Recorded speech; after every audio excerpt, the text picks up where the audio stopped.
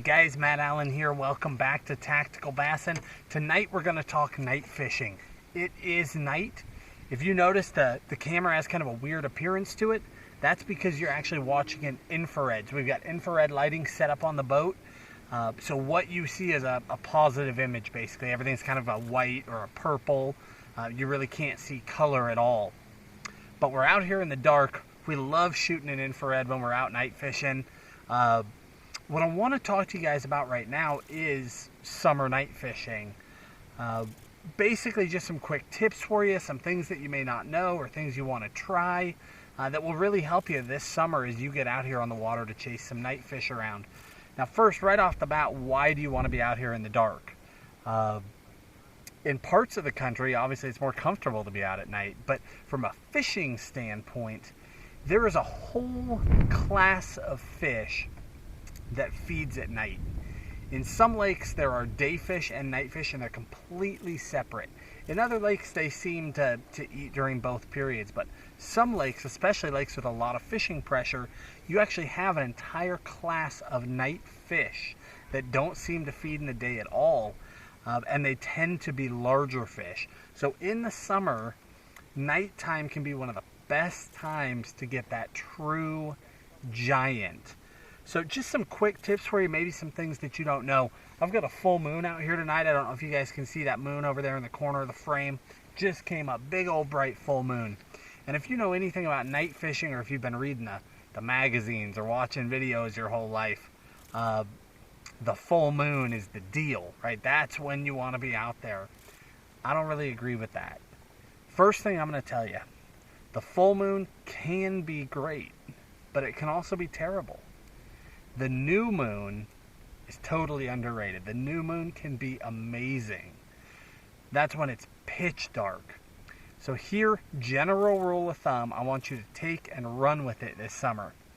If you fish a lake where the water is pretty stained or murky, you fish that full moon.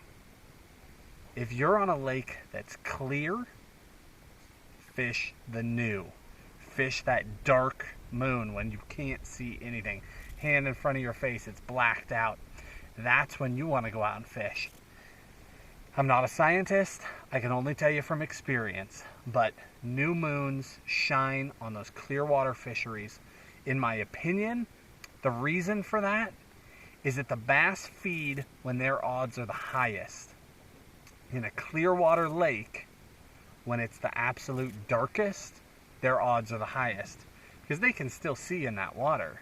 So when it's pitch black, their odds of ambushing without being seen are the best. If you're in stained water, that full moon helps you, because they're down there in that stained water. They need all the light penetration they can get to feed effectively. So they're feeding when their chances are the highest. That's when you want to be fishing. Now, that's not 100% proof positive. You can go out on a lake that's crystal clear, and some of them you'll catch them on a full moon. But general rule of thumb, you will do way better on the new. You guys want to try that this year. Second tip for you, colors. Before we even go into some styles of baits, color is critical. Everyone always talks about throwing black or June bug. Now this probably looks white because you're watching it in infrared, but I assure you this is a June bug worm.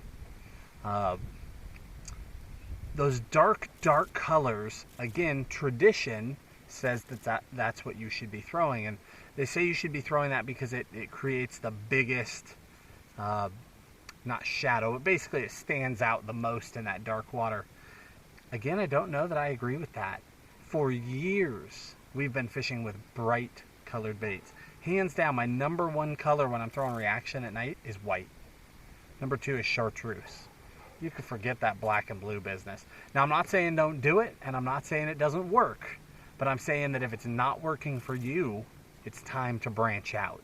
Do not be afraid of white or chartreuse, any of those bold colors, especially on the full moon. On a new, it seems to matter a lot less because it is truly dark. So you'll pound them on black or black and blue or June bug, whatever it may be. But when you start getting that bright moon and there's actually some penetration in the water, and we start going to the natural colors. I'll throw a brown or a brown and purple or a brown and black jig or a green pumpkin jig. Same stuff I would throw in the daylight, I'll throw at night.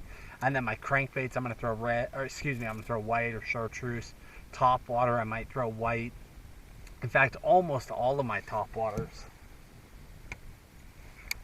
whether that be a buzzbait or a whopper flopper, those are my two favorite top waters for night fishing. Whichever one it may be, white is my standard color. Reason being, I don't care whether or not it throws a better shadow or what people think it does. To me, almost all the bait fish in the water, almost all of them, they have a white belly. At night, I don't know if a bass can see that or not. But what I do know is that if a bait fish has a white belly and my bait has a white belly, whatever a bait fish looks like in the dark, so does my bait. And that's what I want to look like, as natural as possible. Now down on the bottom, I will still fish some of those darker colors, but mid-column, no. Same deal with the crankbait. Whether I'm throwing a smaller bait or I'm throwing a 10XD, primarily those bold white chartreuse blue, chartreuse black, those bold colors are what I'm going to be throwing. So this summer, again, I want you guys to break away from the norm. Now I know you're having trouble seeing the colors that I'm talking about here, but like all our videos, down in that video description I'll give you links to all the product. I'll even include the colors that I think you should throw for each one. Now actual bait styles, I'll just touch on them because we're going to do another video probably next month to really go in depth on night fishing, not just summertime, but we'll give you some top baits, specific colors, how and when and why we're night fishing. But right now, summertime, if I could only pick 5 baits, first one's going to be the big worm. I mean, it's hard to beat a power worm. Let's be real. A 10-inch power worm has killed it since I was a little kid.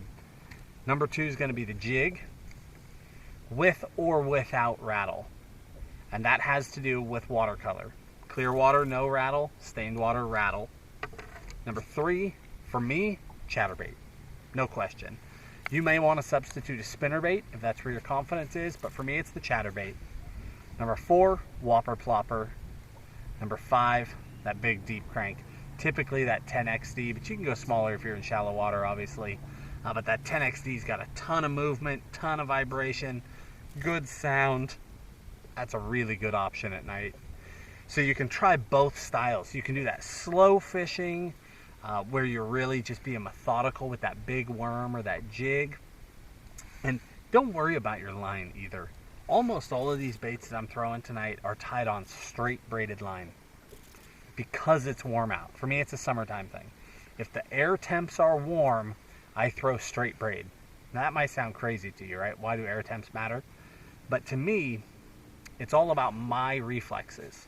So if I'm warm, if my body is warm, I'm fast. So when I feel that bite, I can crack them right away. So I don't worry about it. It's not a visibility thing at night. It's not a stretch thing. I'm using big hooks, big line, heavy braid, heavy wire hooks. Everything's super line hooks. So I don't have to worry about stretch or give. So I use that straight braid. So as soon as I feel them, I can crack them and really fight those fish to the boat. Because again, we're fishing for the big ones. Now you might catch small fish, but the goal is bigger fish at night. So that heavy line is just one less thing to go wrong. Now if it's cold though, if you have a cold snap or something, I know this is branching out of summer, but I'll tell you anyway. If you have a cold snap, then I tie a leader. I use a short stretch of mono. The reason I do that is because sensitivity, braid is extremely sensitive. It transfers very, very well. I feel that fish better on braid. Well, guess what? They feel you better too. So if the water's warm and you're cold and those fish are fast and you're slow because you're cold, they will pick it up, and by the time you feel them, they're spitting it out.